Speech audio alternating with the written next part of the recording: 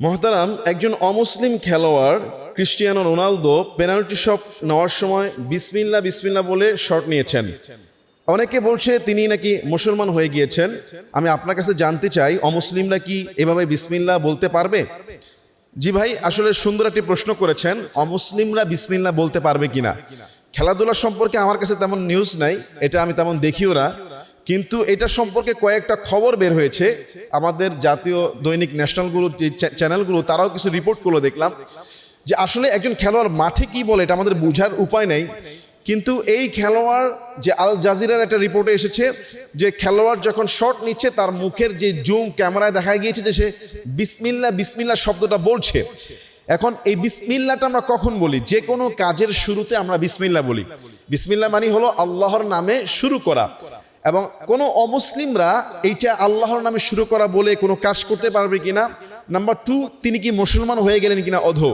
প্রথমত যতটুকু তার সম্পর্কে জানা যাচ্ছে যে তিনি সৌদি আরব যেহেতু একটা মুসলিম দেশ, সৌদি আরবের মুসলিম ক্লাবে তিনি আছেন, এবং সেখানে থাকার কারণে অনেকে বলছেন যে অভ্যাসগত কারণে তিনি হয়তো বিসমিল্লাহ বলছেন, কালচার সংস্কৃতি। এখন অমুসলিমরা কি বলতে পারবে কিনা? রাসূল সাল্লাল্লাহু আলাইহি ওয়াসাল্লাম তিনি বলেছেন যেই কাজের শুরুতে বিসমিল্লাহ নাই সেই কাজ হলো লেজ কাটা। এজন্য খাবারের শুরুতে বিসমিল্লাহ, নতুন কাজ শুরু করলে বিসমিল্লাহ, পোশাক পরার সময় বিসমিল্লাহ, ঘর থেকে বের হওয়ার সময় বিসমিল্লাহি তাওয়াক্কালতু আলাল্লাহ। এই বিসমিল্লাহটা হলো বরকতের জন্য, আল্লাহর সাহায্যের জন্য, মানে আমি আল্লাহর নামে শুরু করছি। প্রত্যেকটা অমুসলিম তারাও যদি মুসলমান না হয়েও যদি আল্লাহর কাছে সাহায্য চাওয়ার উদ্দেশ্যে আল্লাহর নাম নেয়, এতে অসুবিধার কিছু নেই। তারাও আল্লাহর সাহায্যের জন্য বিসমিল্লাহ বলতে পারে, বিসমিল্লাহ বলে খাবার খেতে পারে। কিন্তু তিনি কি মুসলমান হয়েছেন না হয়েছেন এই সম্পর্কে আমার কাছে কোনো তথ্য নাই। তবে যিনি মনে প্রাণে ইখলাসের সাথে, এমন একটা গুরুত্বপূর্ণ সময় যে পেনাল্টি যদি মিস হয়ে যায়, বা এটা খেলাধুলা তো ইসলামে ইসলামের কোনো সম্পর্ক নাই, কিন্তু তার জন্য ওই খেলা, তার মুহূর্তে, তার পেশাদারিত্বে যখন গুরুত্বপূর্ণ সময় সে যখন আল্লাহকেই স্মরণ করেছে, আল্লাহর উপর আস্থা রেখেছে, ভরসা রেখেছে, তা আমার মনে হচ্ছে তিনি মুসলমান না হলেও মুসলমানদের প্রতি দুর্বল হয়ে আছেন, অথবা গোপনে হয়ে গিয়েছেন, আর না হলে খুব শীঘ্রই তিনি মুসলমান হয়ে যাবেন, অথবা তিনি ঘোষণা দিবেন। আমরা আশা রাখি যে কোনো ব্যক্তি ইনশাআল্লাহ ইসলাম ধর্মে আসলে ওয়েলকাম, সে সেলিব্রিটি হোক বা না হোক, সে যেই কাজে যেই পেশে আসুক, যদি আল্লাহকে স্মরণ করে, ইসলামের কোনো ভালো কাজকে সমর্থন করে, আমরা তাকে ওয়েলকাম জানাই এবং তার জন্য হেদায়েতের দোয়া করি। আল্লাহ যেন এই ফুটবলারকে ইসলামের খেদমতে, ইসলামের জন্য কবুল করে। আল্লাহুম্মা আমিন। আপনি যত বড় বিপদে মুসিবতে পড়েন না কেন, 3টা ছোট্ট আমল করুন, ইনশাআল্লাহ আপনার বিপদ, পেরেশানি, টেনশনকে আল্লাহ কমিয়ে দিবে। তবে আপনার আল্লাহর প্রতি ভরসা রাখতে হবে যে আল্লাহ এটা কমাবেই, আল্লাহ আমাকে সাহায্য করবে। 3টা আমল আমি ছোট্ট ছোট সহজ বলবো, অনেক আমল রাসূল করতেন, তার মধ্যে 3টা আমল আপনাদেরকে শিখিয়ে দিচ্ছি। একটা হলো বেশি বেশি আপনি প্রথমে আস্তাগফিরুল্লাহ পড়া শুরু করবেন।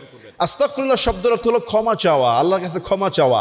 আপনি আল্লাহর কাছে ক্ষমা চাইতে থাকবেন, আস্তাগফিরুল্লাহ আস্তাগফিরুল্লাহ। যত বড় বিপদে পড়েন না কেন, যখন আপনার পিঠ দেয়ালে ঠেকে গিয়েছে, আল্লাহর কাছে ক্ষমা চান। দৈনিক মিনিমাম 100 বার, আরো বেশি পড়লে আরো ভালো।